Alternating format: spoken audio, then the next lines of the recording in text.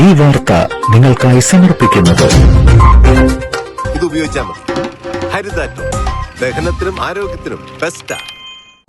വകുപ്പ് തീരുമാനവും മന്ത്രിയുടെ അനുകൂല നിലപാടും തുണച്ചില്ല. പാലപ്പള്ളി കാരികുളം കടവിൽ ഇത്തവണയും കുറുമാലിപ്പുഴയ്ക്ക് കുറുകെ താൽക്കാലിക പാലം കെട്ടി നാട്ടുകാർ ഉത്സവം ആഘോഷിച്ചു. 907 ഓത്തനാട് ശിവക്ഷേത്രത്തിലെ ഉത്സവത്തിന് ഇത്തവണയും കാവടികൾ എത്തിച്ചത് കാരികുളം കടവിലെ താൽക്കാലിക പാലത്തിലൂടെയാണ്. വർഷം തോറും നാട്ടുകാർ താൽക്കാലിക പാലം പണിതാണ് പുഴ കടന്ന് ഓത്തനാട് ശിവക്ഷേത്രത്തിലെ ഉത്സവത്തിന് പോകുന്നത്. വരാനിരിക്കുന്ന 907 ജാറത്തിലെ ആണ്ട് നേർച്ചയ്ക്കും ഇതേ താൽക്കാലിക പാലത്തെ ആശ്രയിക്കണം. ഉത്സവവും നേർച്ചയും കഴിഞ്ഞാൽ നാട്ടുകാർ തന്നെ പാലം പൊളിച്ചു മാറ്റുകയാണ് പതിവ്. കാരികുളം കടവിൽ പാലം വേണമെന്ന ആവശ്യത്തിന് പതിറ്റാണ്ടുകളുടെ പഴക്കമുണ്ട്.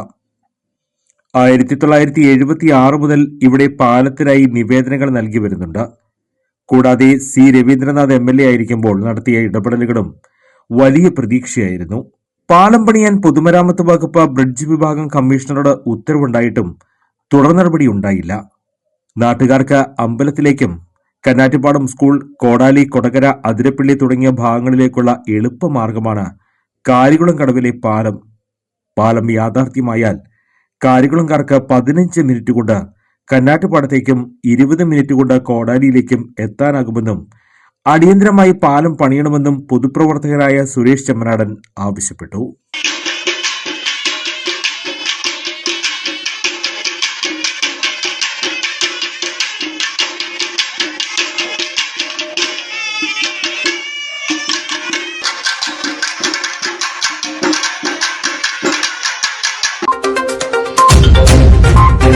ചിലതൊന്നും ചിലർക്കങ്ങോട്ട് ദഹിക്കത്തില്ല. ഇത് ഉപയോഗിച്ചാൽ മതി. ഹരിതാറ്റം ദഹനത്തിനും ആരോഗ്യത്തിനും ബെസ്റ്റാ.